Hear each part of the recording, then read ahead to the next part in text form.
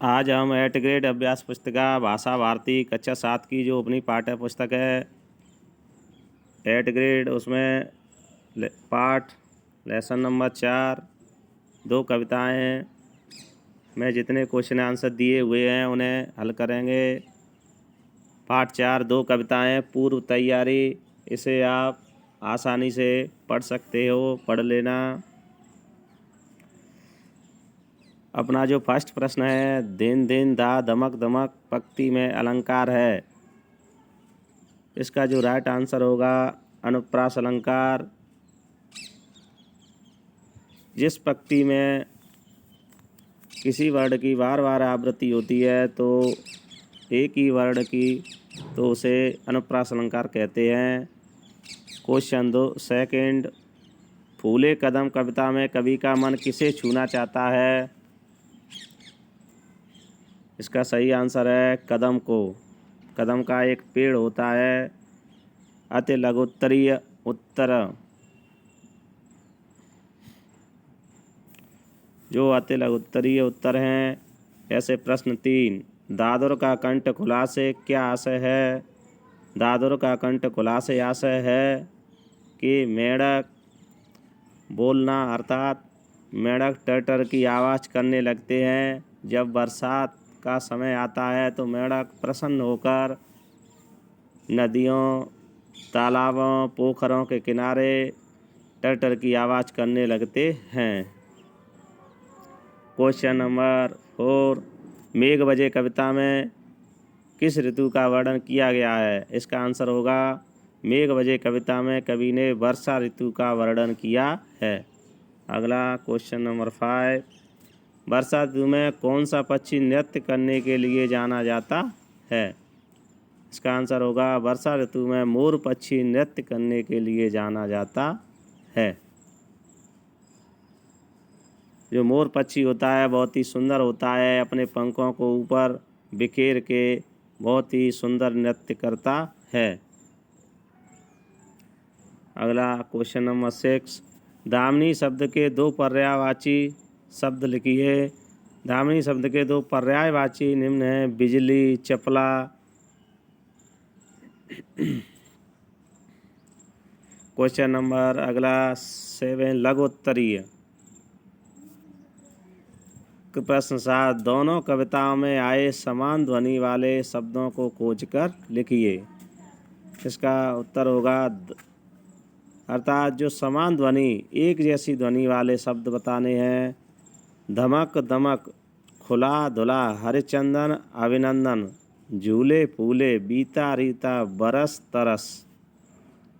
इस प्रकार एक जैसी आवाज़, बोलने में एक जैसे प्रतीत होने वाले शब्द जो दोनों कविता में आए हैं। अगला क्वेश्चन नंबर 8, पंख बना हरिचंदन पंक्ति का भावार्थ लिखिए। उत्तर, भावार्थ यह है, वर्षा के कारण उत्पन्न हुई धरती की कीचड़ भी हरिचंदन के समान हो गई है, जिससे किसानों ने अपने हल पर स्वागत का तिलक लगाया है। आपको बता दें कि जब बरसात का मौसम होता है, जगह जगह पानी भर जाने से मिट्टी से कीचड़ बन जाती है, और जब बरसात का मौसम होता है तो किसान खेतों को जोतने के लिए अपने हलों को तैयार करते हैं, तो वह उस कीचड़ से स्वागत का तिलक लगाते हैं अपने हलों पर। क्वेश्चन नंबर 9, बादल गुस्से में क्यों लग रहा है? बादल गुस्से में इसलिए लग रहा है कि वो अब भी अपनी पूरी शक्ति से वर्षा करना चाहता है। क्वेश्चन नंबर 10, टहनी टहनी में कंदुक सम झूले कदम पंक्ति का अर्थ स्पष्ट कीजिए। इसका उपरोक्त पंक्ति का जो अर्थ होगा, वृक्ष की असंख्य शाखाओं के हिलने से ऐसा प्रतीत होता है मानो कदम का पेड़ एक गेंद के समान झूल रहा है। अर्थात जो कदम का पेड़ होता है उस पर गोल गोल फूल आते हैं गेंद जैसे, और गोल गोल ही फल लगते हैं, और जो फूल होते हैं वो अच्छी सुगंध देते हैं। अगले क्वेश्चन नंबर 11, दीर्घ उत्तरीय प्रश्न, मेघ बजे कविता का सार अपने शब्दों में लिखिए। इसका उत्तर होगा सार। बादल गड़गड़ाहट की आवाज़ करने लगे हैं। बादलों के बीच बिजली चमकने लगी है। बादलों में मेंढक टर टर की आवाज़ करने लगे हैं। वर्षा से धरती की गंदगी धुलकर साफ हो गई है।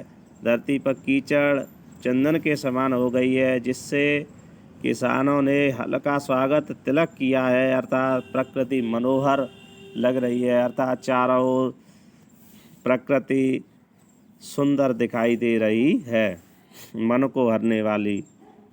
इस प्रकार आप इस क्वेश्चन को रोक के पूछ करके लिख सकते हैं। चलते हैं अगले नेक्स्ट क्वेश्चन पर। वर्षा ऋतु पर 10 वाक्य लिखिए। जो वर्षा का मौसम होता है, वर्षा ऋतु पर 10 वाक्य निम्न हैं। नंबर 1, वर्षा ऋतु हिंदी माह का जो आषाढ़ मास से शुरू होती है। पॉइंट 2, वर्षा ऋतु में बारिश होती है। पॉइंट 3, वातावरण साफ हो जाता है। अर्थात वातावरण में जो धूल के कण मिले होते हैं वे धुलकर पृथ्वी पर आ जाते हैं। अर्थात एकदम साफ धुला सा दिखाई देता है वातावरण। नंबर 4, वर्षा ऋतु में चारों ओर हरियाली हो जाती है। बारिश से नए नए पेड़ घासें उगाती हैं, इससे हरा दिखाई देता है।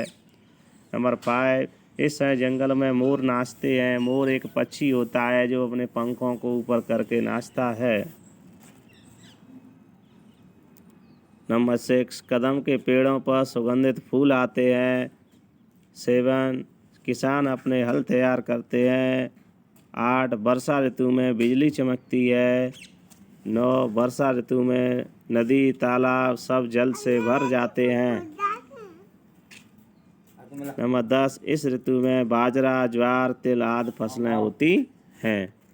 इस प्रकार बच्चों अपना यहीं पर आज पाठ खत्म होता है। अगर ऐसे वीडियो और देखने हो तो चैनल को सब्सक्राइब लाइक शेयर ज़रूर करना। धन्यवाद।